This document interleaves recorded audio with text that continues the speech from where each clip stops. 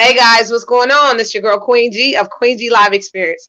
We are yet in another segment of the Queen G Live Experience. I know I say it twice always in the beginning, but hey, I gotta drill it into y'all heads.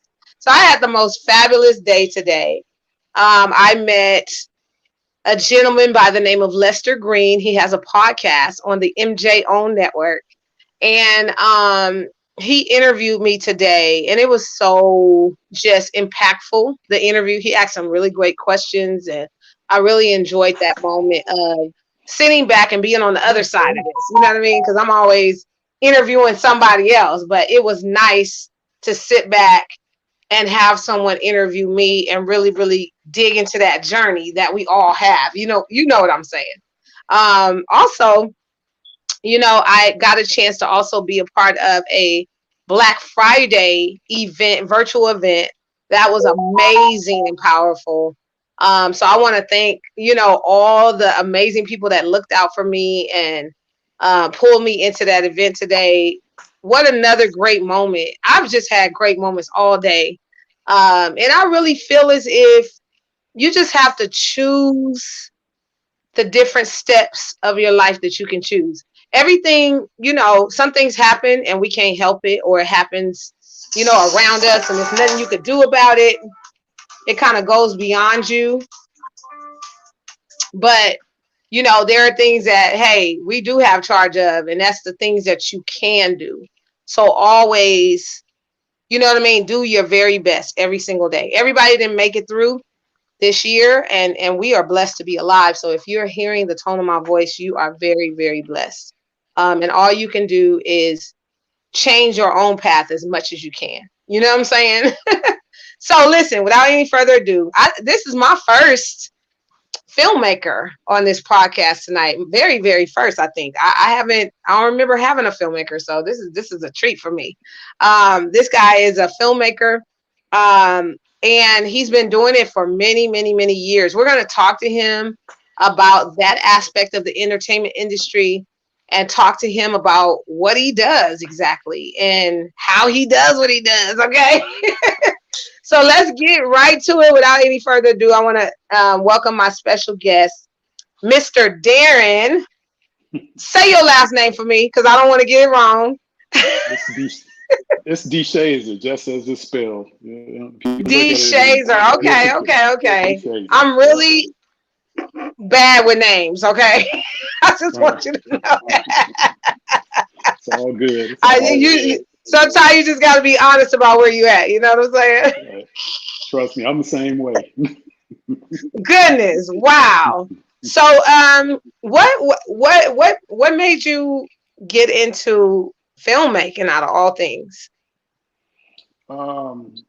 Well, being from Chicago, everybody's in music at one point in life, whether they're singing or managing. My thing was I was a manager, so around that time, like I said, I've been in this since the '90s. So coming up, we had Boys to Men, Jodeci, those type of groups. So of course, I had a singing group and I had a couple of rap groups. So in that industry, everybody back in the '90s needed a music video, and that's when music videos were just outrageous prices. It cost you $100,000 to make a music video. So what happened is I went to the Park District and met a guy named James Fisher, and he ran the media department. Him and another guy named Cassius. Cassius ran the performing arts, for rappers and things of that nature. So, like I said, coming from Chicago, like the people that that come up out there, Park District, are Common, Kanye, all those cats. They come from these parts. This is where we all go. Right. Get nurtured from. So, my thing was I'm gonna take up, this film because I need to get a music video done for my group. So this guy sends me out. He said, "Well, you got to go get some film." I said, "Get some film." So I go get this film. Film back then was expensive, we shot on these 16 millimeter film cameras, and then we had to take it and digitize it for what we call non-linear editing today. So because it was more of that big old film reel stuff, wasn't it? Like it was on that. back then it was making a transition from that to digital. So at the same time, you still had to get it digitized. So being in the park district definitely had all the equipment. It was free to use, free to learn. So I had signed up for the course, and from there I caught the bug. I said, man, I actually like this more than this music thing, because this music thing was just at the time hard. 'Cause I looked at your page and I seen a picture of Danny Boy. I first met Danny Boy when he was like probably 15 or 16. He hadn't even went to Right. Just Death coming Row at the out. time. Right. He hadn't been to Death Row at the time.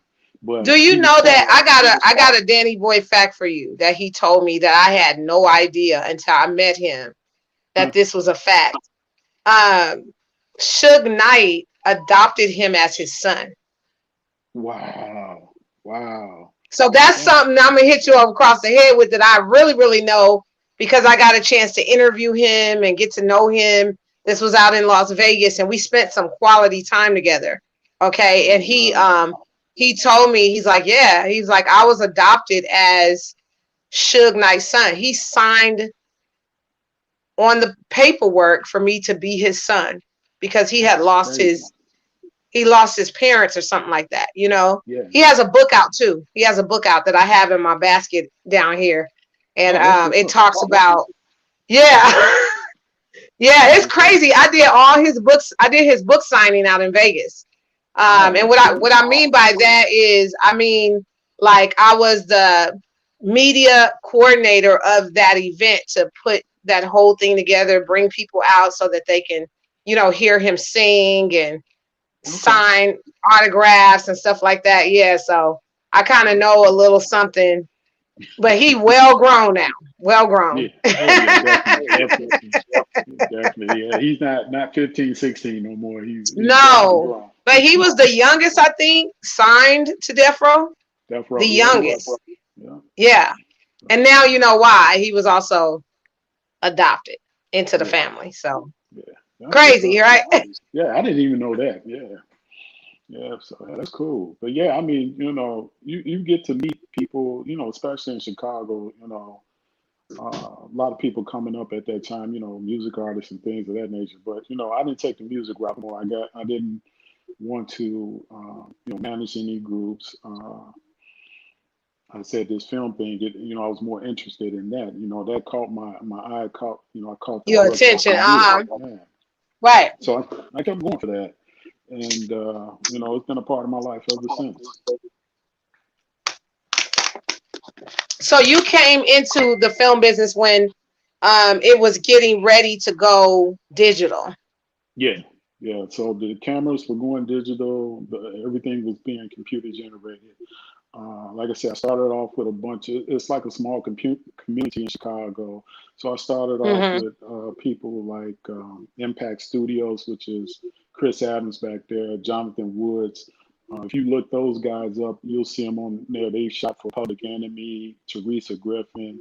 So I had the chance to be on the ground learning level with those guys. They would shoot all these big time music videos, and I was just there while they were editing these videos and shooting these videos. So I got to learn from guys like that. We all basically came up together. We all built computers for editing.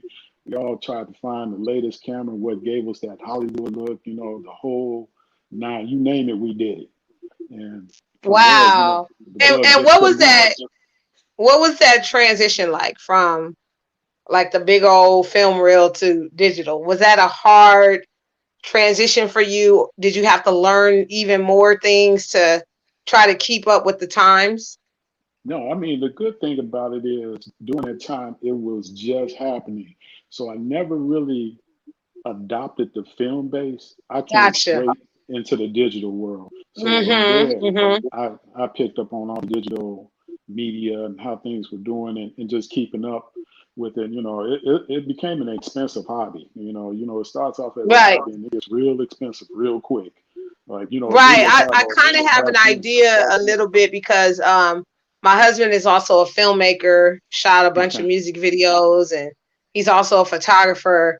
And most of his equipment is expensive. Like Oh yeah. almost, I mean, the lights, the backdrops that you have to put up and all the things that you have to have in association with this camera. Let's not even talk about the camera.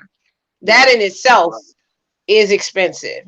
You know what I Yes. mean? And now they have the camera that you have two things combined where you can take photos and shoot film Right. out of the same camera. He has a Canon something something. So it's like watching him, and I'm not technical at all, so my head was spinning. You understand? Like, I don't see how y'all do what y'all do. Like, it gotta be a gift. You know Yeah. what I'm Yeah. saying? Yeah. You definitely gotta love it. You gotta love what you do. That's the I'm only way telling that you you. stay in this game.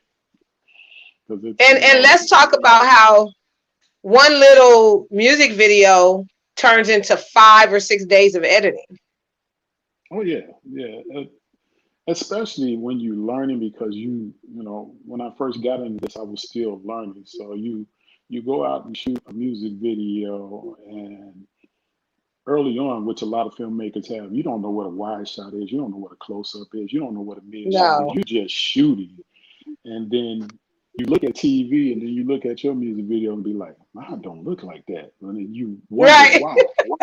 And you're just like, why? And you can't, for the life of you, you can't figure it out. You're shooting, you think you shoot the same way, but you're not. So that learning process is something that's Hmm. key. I tell people, learn what a wide shot is, learn what your close-ups are, learn what your mids are, learn your lenses. A lot of us can't afford lenses. Yes. And a lot of these Hmm. guys go out and shoot with one lens. I said, if I do a music video, minimum on set, I got 8 lenses because I'm Right. shooting something different. A lot of people don't understand a 50 millimeter makes a person's face look wide on a close up. So you have to drop down to 85 to thin them out. Those are the little things you don't know as a You gotta, filmmaker. yeah, know the little The secrets. little And things. how do you research when you need to find something out? Like, what do you do to research for those that are up and coming filmmakers that are out here that's watching this interview and that just want to know, how to find information out? What are some of your search tools that you use to find information out for filmmakers? Well, always look at definitely YouTube University. That's what I call it. You can go there and learn the technical aspects of how to use what you have. Know the limitations of your camera. Know what it can and what it cannot do. Learn about lighting. Learn about composition. Look at other filmmakers. The thing is that we're not doing anything new. Every director, every filmmaker takes from another filmmaker, and we just add our flavor to it. We're not reinventing the wheel. We don't need to reinvent the wheel. We just take the same wheel, spray paint it another color. That's all we do. Right. I Why love why that. am I why am I going to reinvent the wheel? I don't need to. If you look at television, they're basically telling the same stories over and over. You just get different actors, add a different feel to it, different environment. But if you look at the base of the story, it's already been told. Right, So right. Yes, yes, it's that's just so true. That's so music true. videos are the What was same. one of your most proud moments as a filmmaker that you can remember? It just recently happened a couple of years ago. We had a director at the time. She was 10 years old, and she wanted to make a film about bullying. Her name is Anna Ambuti, and she had got bullied, in school. Oh, uh-huh. Got called names and everything. So she wanted to make a film about it. So I knew her from a previous film that we'd done, and we talked to her mom, and her mom said this is what she wanted to do, and she said she wanted us to actually shoot it. So we got together, we shot this film. So we shot it from the aspect of a 10-year-old. So we didn't get real technical because we knew it was coming from a 10-year-old. We didn't want to make it so adult that people wouldn't believe that it was by her. But Mm-hmm. her mom put it in a lot of film festivals. I think as of today, it has been accepted. I want to say 15 film festivals. I think it Ooh, has won like 8 awards, and it also wow. went to Cannes and got a special recognition in Cannes. So that, Congratulations. yeah, I mean that lets me know as a filmmaker we were doing things right. She's also mentored by Bill Duke. So to even get his stamp of approval on what we did, I was like, wow, I'm good, you know. So did you get to go to some of those film festivals and some of those moments to watch, when they showed your film and to get, to see what that moment would be like from the inside? Did you get a chance to go to some of those events? Uh, no, you know what? That's the one thing I think that I don't do. I really don't go to a bunch of the film festivals that my film is in because I'm constantly working, constantly improving on my craft. And I hear about it later. Um, an example is that I had some footage that a client didn't want. I had started it as a music video, but he said it wasn't the direction that he wanted to go. So I said, cool. I shelved it. And then, like last year, I took it out and I made like a really, really short film. It must have been no more than about 3 minutes long. And I told my partner, I said, man, let's just enter this in some film festivals. It got accepted out of the 9 film festivals. It got accepted to 8 and won 2.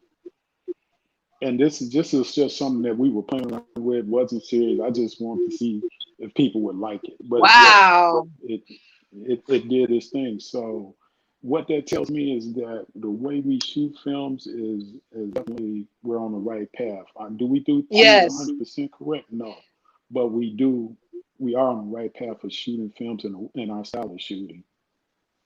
Right. They do use the term your gifts will make room for you. I definitely believe that. Um, but I Definitely. also, this is just my opinion. Look, you might get on me about this. It's my opinion.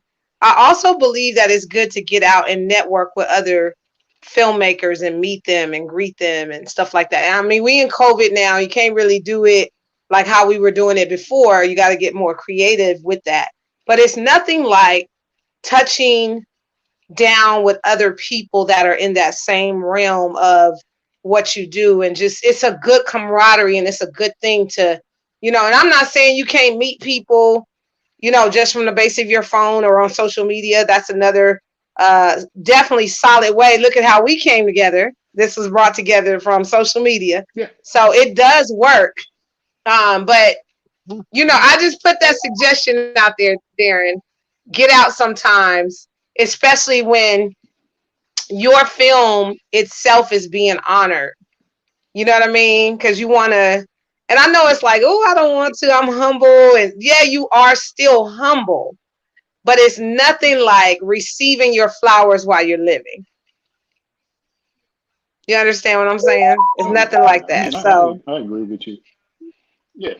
yeah, I think you would love to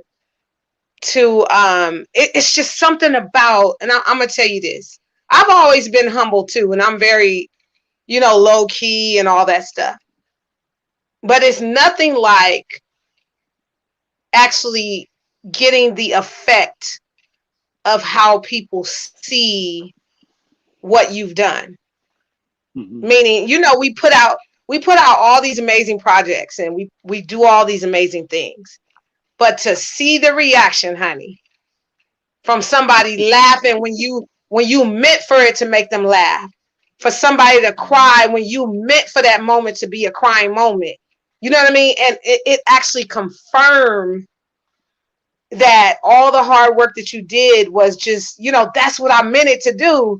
And out and some. I got way more out of it than what I even thought would come out of it. You know what I'm saying? So that's all. I wanted to put that in your ear. You gotta a part of, being in this entertainment industry that we're in is to also celebrate those wins. You know what I'm saying? It ain't about coming out of humility. It ain't about no. I'm gonna keep it low key and stay behind the scenes. You are very important behind the scenes. Everything you touch is very important. And you're very technical, and I get that. But it's nothing like, honey, that reaction. And I'm telling you, just think about that a little bit. You gonna say Queen G told me. You gonna inbox me with some stories. Well, You know what I'm saying? well, well, this is what I tell you. This is what I tell you is I'm not totally against film festivals or premieres. I recently went to a premiere, and to be honest with you, I sat way up in the balcony, and I Right. wanted to see what the reaction would be from the Mm-hmm. audience. And I sat, I knew the film inside and out, so it wasn't, my concentration wasn't on the film. I had edited this thing, 2 months. So you know the film, you know when certain lines are coming up and everything. And you listen for those reactions, you listen for people laugh, you listen for people root for the villain or root for the good guy, or you root whatever they're doing. That's what I listen for. That's what tells me what I'm doing right and what I'm doing wrong. But the thing I guess that's not me is when people, oh, come on up to the stage. I'm like, really? Like at that Oh point, I'm yeah, like, yeah, no. yeah. You're just kind of shy. You're shy Yeah. a little bit. I Yeah. just, I mean, I just really don't get into all that. I mean, I leave that for the people who actually like. I enjoy seeing them, the people, the directors that really like to get up there and get on stage. I like to see them. They really enjoy it. They like all the accolades that come with it. I'm saying, man, go ahead, enjoy yourself. Pop the bottles. Then have fun. Yeah, yeah. I don't know. I guess I'm thinking about, dang, there was like 8 of 9 film festivals, you know, Mhm. that one particular project made it into, and then the other one got this many, especially the little girl. I would have been, that's just me though. That's just me. I would have been out there like, talking to people and just, because it was a proud moment. That's all I'm saying. Be proud of your work, hold your head up, Oh yeah, definitely. go ahead and get your flowers while you live in. That's all I'm saying. It's your work is already powerful. It speaks for itself. But you have to celebrate your wins, because this is why you work so hard. This is what you work your situation to, is to receive that win. There's benefits to, seeing your film come to its fullest, format. It's benefits to that. Like, dang, I actually saw this come to pass from conception to now. Because it's like taking a baby and growing it from, baby stages all the way into an adult. And you know how we are. You have children. Yeah, me too. And I have grown kids. To see my daughters, now at this age, be full entrepreneurs, and they're mothers now, and they're training their kids on Doing their how to thing. do different things. I'm just proud of them, and it's all about Yeah, definitely. not being prideful, but more about being proud of the accomplishments that you have made. And that a lot of us don't celebrate those wins sometime, and then we lose out on so much. I think we should celebrate every moment that we breathe and live, and celebrate our wins, and because we sure gonna have some lows. You hear me? We sure gonna have Oh some yeah, lows too. always. You know what life do? Life come punch you in the belly. You know what I'm saying? Right. So I mean, Blindside we you. we did we deal with that. Why not celebrate too? You know what I'm Yeah, saying? definitely.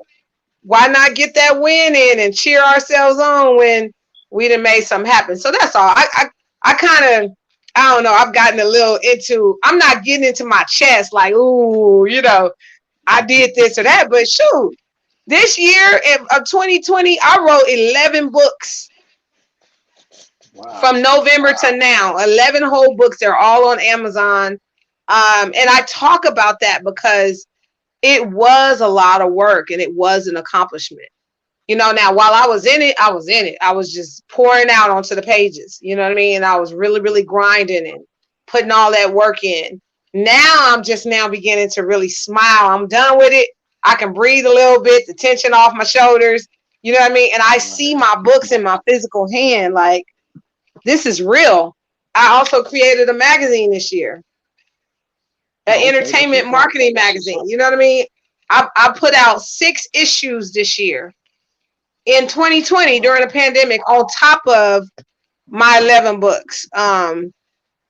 So it's an accomplishment when you see the physical fruits of your labor, and it's right here tangible, where you can touch, or you can search on YouTube and you can see your project. You know what I mean? And you can look up those IMDb credits, and your name is attached as director. You know what I'm saying? Those are bold moments. I keep magazines that I was in. I sit here and man, let me tell you, we gonna sit down one day and we gonna talk about this. You know, we gonna really talk about this. You know what I'm saying? Like it's I don't know. We not getting no younger, and just a part of. There's a time to mourn, a time to win, a time to lose. It's those rules in the Bible. There's a time for everything under the sun. Time to celebrate. It's in that category too. Celebrate with the ones that you love. You don't even have to do it in a forum of around all those people at the movie theater. Get together and cheers with your family. Right. That dealt with, all the times that you were alienated from them. And in that room, taking this moment and like investing all this time and hours. Because let me tell you, me watching my husband made me so realize that one of my little music videos or promos took him days to edit. And he would eat on straws, right? That was his thing, to try to work through the nerves. I don't know what you got, but he had the straws. And I looked down on the floor. I'm like, okay, let me get the broom. he got a million straws on the floor because he didn't. He just sat there for days and days and days on that one small, 45-minute promo that we did shot that he got to put in a minute and a half only. He got to narrow it down into a minute and a half. You know what I'm saying? Yeah. So when he would get these done, it was my job, to go ahead and push it through social media and let people see it, put his name by it, give him credit. You know what I'm saying? Y'all deserve y'all kudos. To me, y'all essential. Y'all are essential, honey, for us. I couldn't do it without you. I couldn't. Yeah. You know what I'm saying? I wouldn't know what to do. Yeah. Yeah, definitely. A lot of people don't feel that way. It's just, think it magically came, or, they don't realize the hours that you put into it. They don't understand the process. I tell people, let's learn the process. When you learn the process, then you understand what we go through. Everything is not cookie cut. We don't film it one day and we cut it the next day. No, it's a process, A whole process, Don't get me wrong. You get into a lot of heated arguments with people that don't understand the process. But when they learn the process, it's like a light bulb goes off. They go, "Wow!" And they say, "I didn't know that. I didn't know that went into just making this." The only thing they see is the beginning and the end. Yeah, they never see the middle. And that you literally have to clip those moments and scenes together to make it make sense. It's like taking a puzzle that's all disoriented and pulled apart, and you got to make it a movie. You got to make it into something. You got to put those puzzle pieces together. Yeah. You know what I'm saying? From beginning to end, even the words, dropping those words in, making sure they're spelled correctly, making sure that, the name of the cast is correct. Like, golly, y'all work hard. Y'all do a lot. And I was a casting director for about 5 or 6 years in LA for some time. And when we would go to the movie theater and see the actual film, you know what I'm saying, after the cast was cast and we all they got done shooting and stuff like that, sometimes it would take like a good year or so to finish the entire process, from casting all the way, to completing the film. Sometime budget would get in the way of finishing the project. Or this or that, or I had to recast sometime just to put the right person into that scene. You know what I'm saying? It's a lot. You got budgets going out and production meetings, and you got teams that got to meet together just to even make this happen. Like, it's a lot. So tell me some of the things that people discredit directors for. Like you were saying, people don't know the real side. What are some things that they discredit? Like they give you the business about. Give me an example. With independent filmmakers, it's how quick can I get the product? How can I get the product back? How I fast got can you. I get Yeah. it back? My thing is you selected the wrong person for that. What you're looking for is somebody that just bought a camera, and as soon as they film it, they'll give it to you. But when you hire me, you're hiring a process. You're hiring the whole entire Hollywood process just shrunk down to this level. Um, we have to look at, I tell people when you create a film, Mm-hmm. you're selling a product. It's like, are you going to guide your consumers to the generic section and just sell anything? Or are you going to manufacture a product where they're going to enjoy it? And I said, for people that's been going to the movie, we've all been going to the movies our entire life. Hollywood has us trained to look at films a certain way. We can tell when Right. there's good acting. We can tell when there's bad sound. We can tell when there's a bad shot. And the thing is, with independent films, that's the category you get stuffed in. When people go see your film, they go, "Oh, that's an independent film." You're automatically in that realm because of all the mistakes you made. Now you have a choice. If you want it done correctly, take it through the process. People won't know it's an independent film. Most of my films that Right. people see now, they think it's a full length feature film. They like, man, is that a feature? Is that a movie coming out? And it can be a 2 minute short, but the way we cut it up, The it looks like quality. a Yeah. major film. Mm-hmm. I So got it. the So quality it's your job now to also make sure that it's quality as well. So it takes a little more time takes time. to put that kind of material together and make it look like something, look like Hollywood quality for a smaller budget, a more independent crew, that kind of thing. And Yeah, do I do mean, you bring a team with you, or is it usually you by yourself? no, I have a partner back in Chicago. His name is Marcus Haynes. Him and I work together as DP and cinematographer, editor, colorist. So we wear multiple hats, but we have a process. I'm real good at editing and coloring and Okay. designing the shots. He's good at Mm-hmm. capturing the shots and sound editing. So we kind of bounce a lot of ideas off each other um, and come up with the end product. But again, I always tell people don't come to us unless you're coming for a process. If you're coming for something quick, then we're not your people. It's not about the money. I mean, we're going to charge whatever. And Right. those are the two things that turn people off is that they're looking for something quick or their budget doesn't allow us. And I always tell people, and even your husband knows this, is that we can't put more into somebody else's project than you. If this is your baby, you Right. wrote it, directed it, Yeah. I can't put more into it. I can't put sweat, blood, and tears, and you just putting tears into it. No, I need your blood and You ain't sweat making too. no effort about it. Yeah. Yeah. That how's that supposed to work? Right, right. Yeah, he did used to get So, really frustrated about that. Like, man, they want me to make a miracle happen and they ain't even, paid. He used other choice words right. because he's a cusser from Mississippi.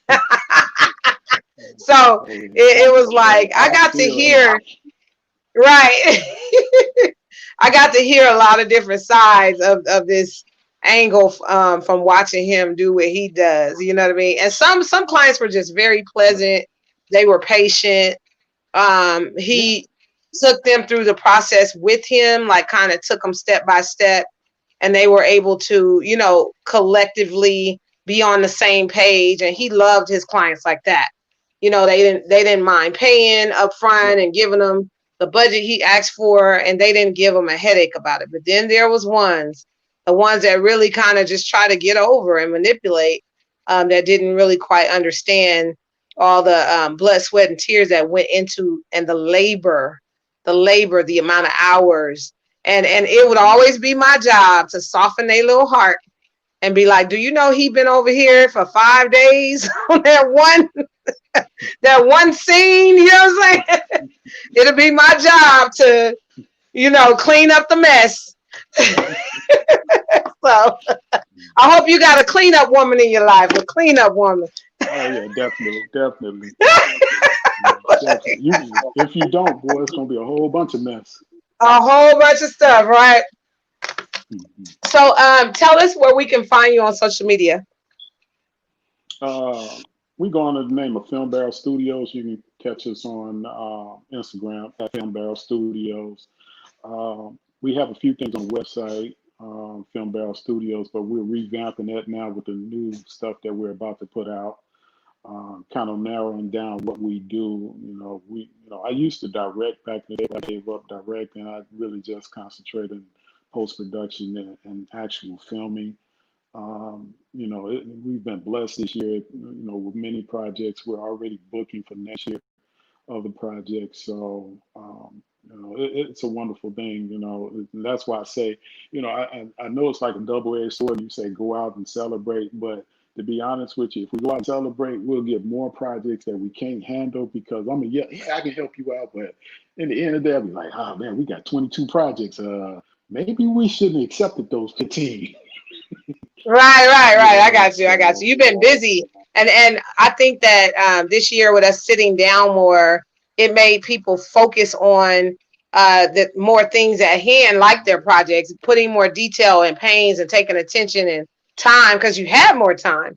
So for definitely, essential workers like yep, yourself, it created more revenue and more opportunities, kind of like with everybody sitting at home, yeah. you know what I mean, and not running around as much.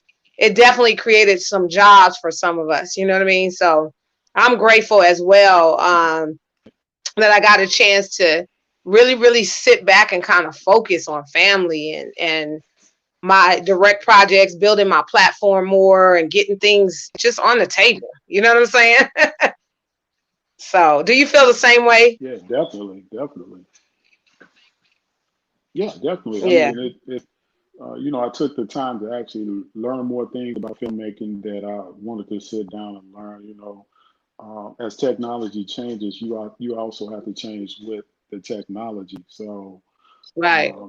people are shooting more with the more expensive cameras that come with raw film, and they need to be colored.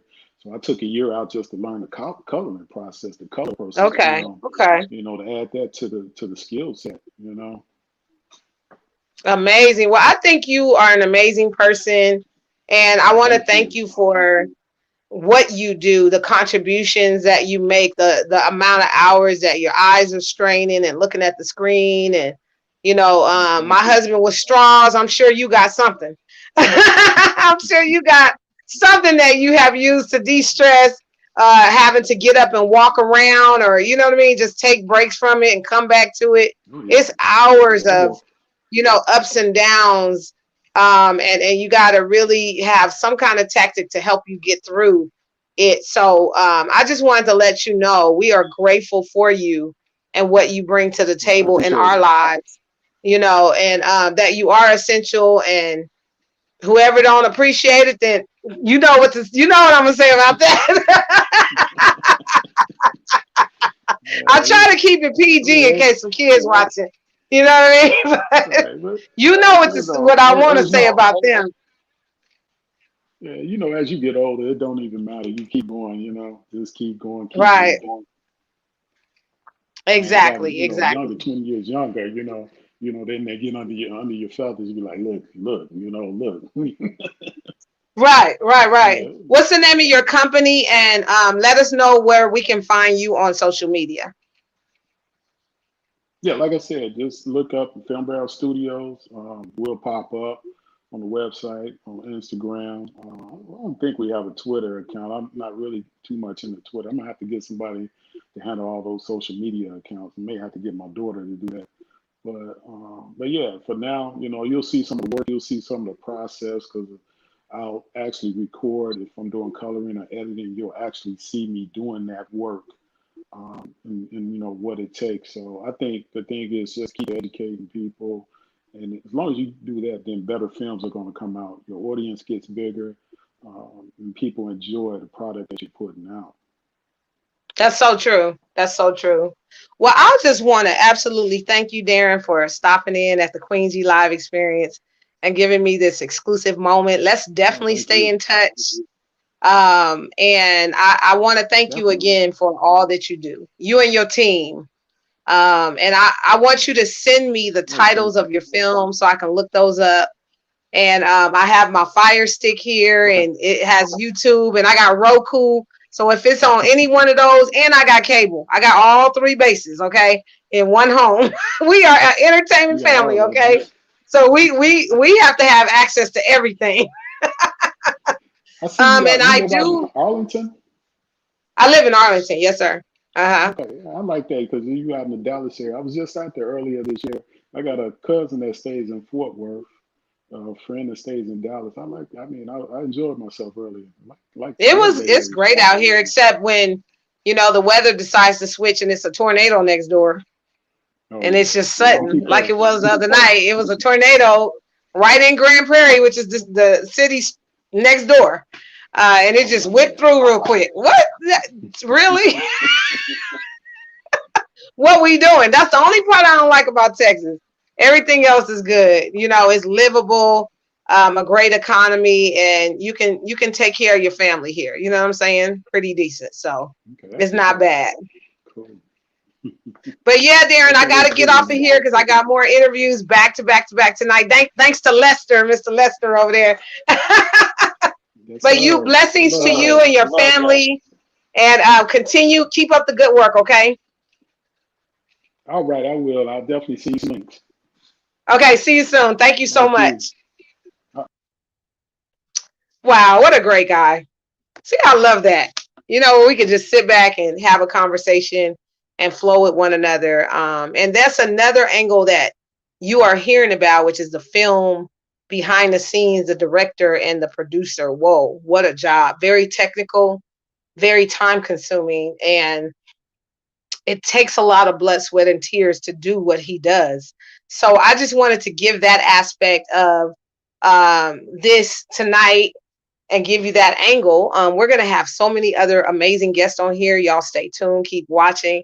And thank you so much for supporting the Queen G live experience. Okay. I'm out, y'all. Talk to you next time. Bye bye. Peace.